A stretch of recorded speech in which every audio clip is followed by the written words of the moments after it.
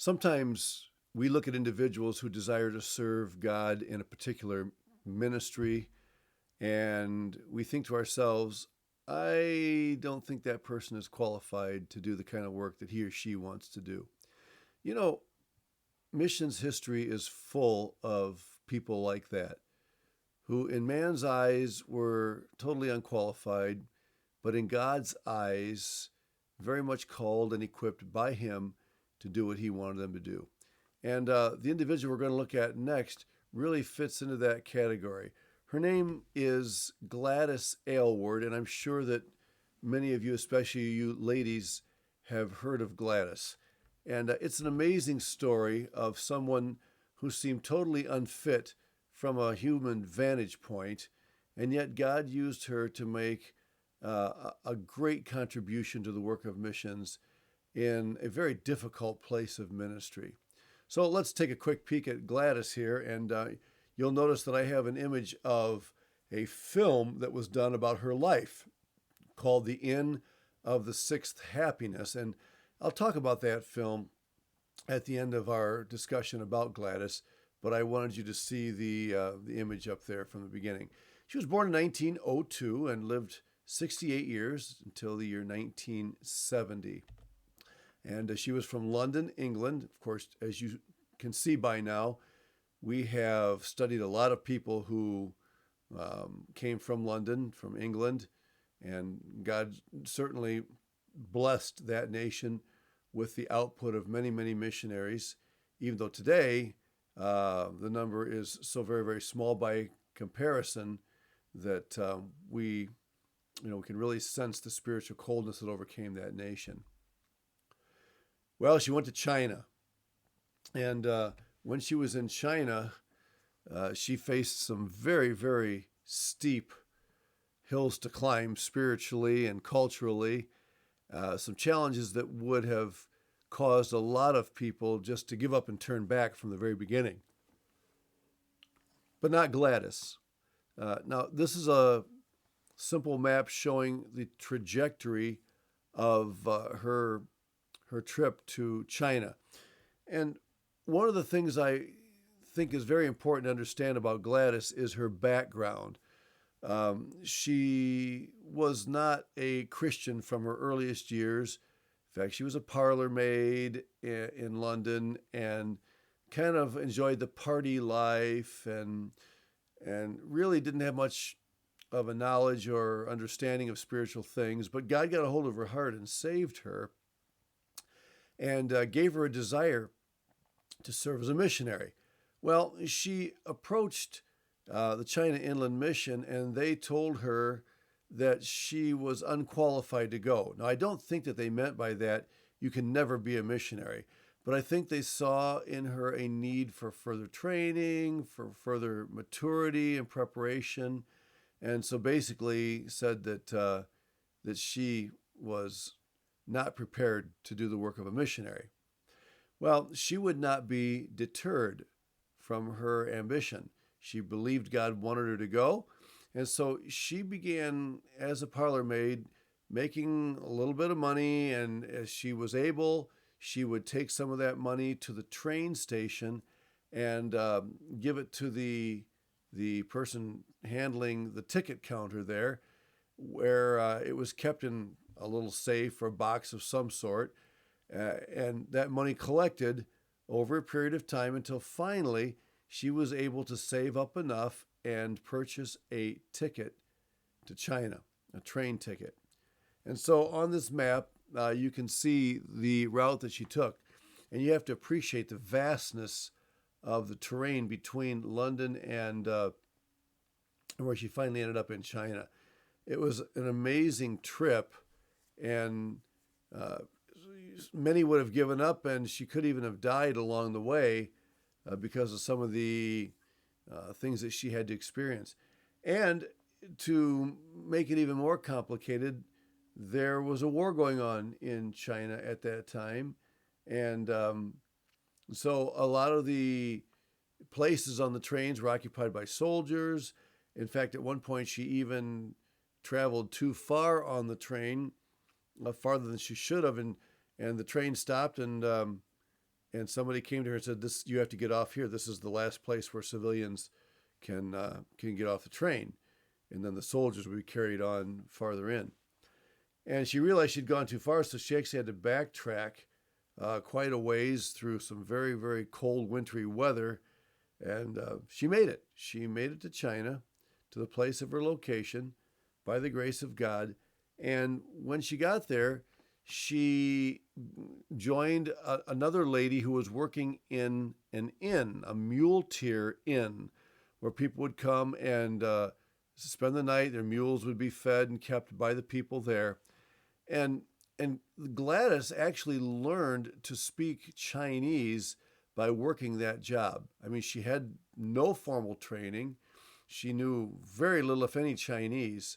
But by having to meet and take care of the men who were bringing their animals and to feed the animals and all of that, she simply had to learn to speak, and that's how she did it. I mean, that is absolutely amazing. When you consider the vast chasm of difference between the English language and Mandarin Chinese, the possibility of learning the language without formal training just seems insurmountable. But she did. That's how she learned the language. Now, I will tell you that she didn't get along very well with the gal she was working with. And I think probably a lot of it was just personality. I mean, Gladys was pretty bullheaded, and I don't mean that critically. She would never have made it as far as she did had she not been pretty stubborn and persistent. After the mission told her, "No, you're not qualified," and she continued on and saved up money and went through a war zone and finally got there. I mean, you really have to respect this lady for her tenacity, but that's what she did.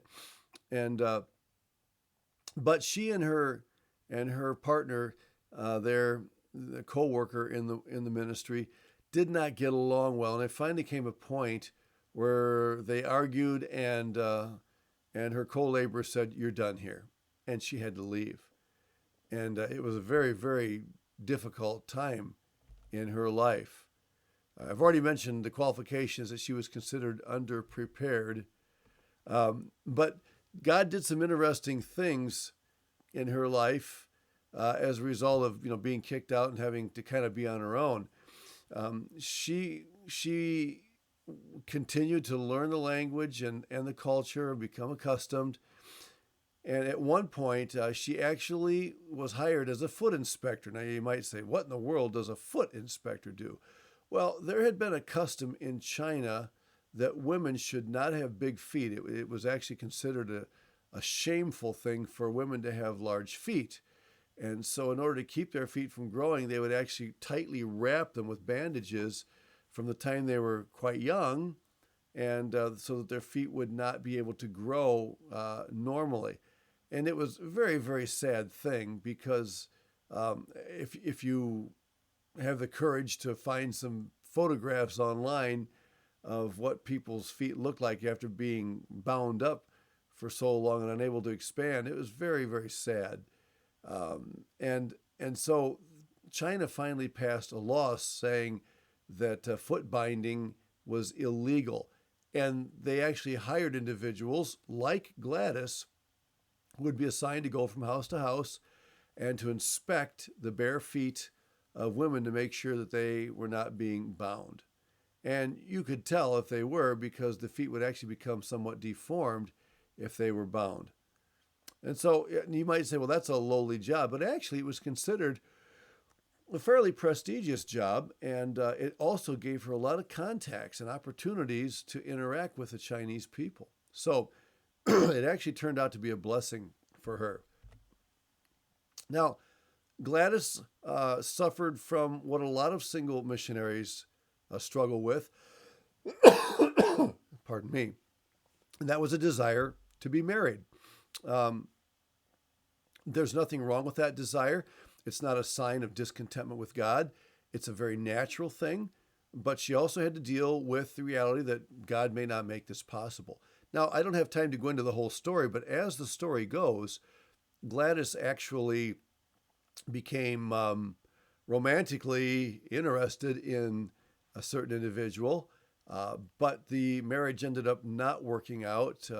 He was a military man, and because of the duties and uncertainties of war, he ended up being taken out of her life completely, and she never did end up getting married. For those of you who are uh, thinking about missionary service and even the possibility of going alone, being unmarried, and this can be true of men and women both, dealing with singleness in the ministry or in life in general can be a great challenge because we're tempted to ask questions like, why is nobody attracted to me? Why does nobody seem interested in marrying me? What's wrong with me? Or why has God relegated me to a life of singleness? And a lot of questions and doubts can go through people's minds. And I just want to say that even though normally people do end up getting married, in other words, the majority of people who grew up in society do end up finding a mate, not always is that the case. And if it's not the case, that doesn't mean that in any way you are unattractive or unsociable or unintelligent or unspiritual or any of the other uns that you might think of. It simply means that God has a special assignment for you that does not include being married, or at least not right away.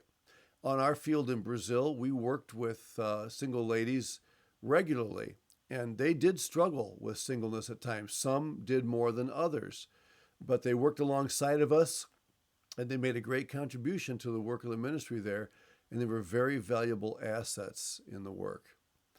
And so Gladys struggled with a lot of people who desired to be married, but also said, if God wants me to serve him as a single missionary, I will gladly do that in obedience to my Lord and Savior.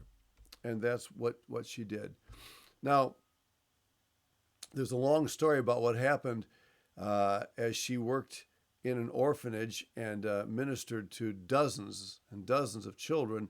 And at one point during the war, it was necessary for them to evacuate the premises of the orphanage because the enemy was drawing closer. And so they actually had to take these children across the mountain on foot just in time to miss the invading Japanese. This was a war between China and Japan. And it's quite an interesting story. And it's amazing that God protected them. Not that he did, but just amazing to see how he did it. God protected Gladys and those who were with her and enabled them to arrive safely at a place out of the reach of the enemy and of danger. If you're interested in watching that, I would really encourage you to check out the film Inn of the Sixth Happiness. Now, I'm going to tell you right off the bat that it's an old film. In fact, it was originally filmed in black and white. And so, if that doesn't appeal to you, I would encourage you to watch it anyway, just because of what you will learn by watching it. When the film was made, of course, there were interviews done with Gladys to ask her opinion about things and how the story was portrayed and how she is being portrayed in the film. And so she had a lot of contact, which means that it's probably fairly accurate. I do think that the part about the romance with the soldier, the Chinese soldier, is probably a little bit Hollywoodized. At least she seemed to think that it wasn't, quite as accurate as it appeared to be. But nonetheless, it was very well done. And the person who played the role was Ingrid Bergman, a Jewish actress, very well known at that time. You've probably never heard of Ingrid Bergman, but if you look her up on Google, you'll see she was quite a well-known actress in her day. And she claims that the role she played of Gladys Aylward greatly moved her. She was just very impressed by the testimony of this woman. I don't know that there's any evidence that Ingrid Bergman ever came to Christ. It would sure be neat to get to heaven and find out that she did through the influence of doing this movie. But if you get a chance to watch it, I encourage you to do so. An unlikely candidate to serve the Lord, and yet one whose persistence and love for God and people gave her a place in history like very few others of her kind.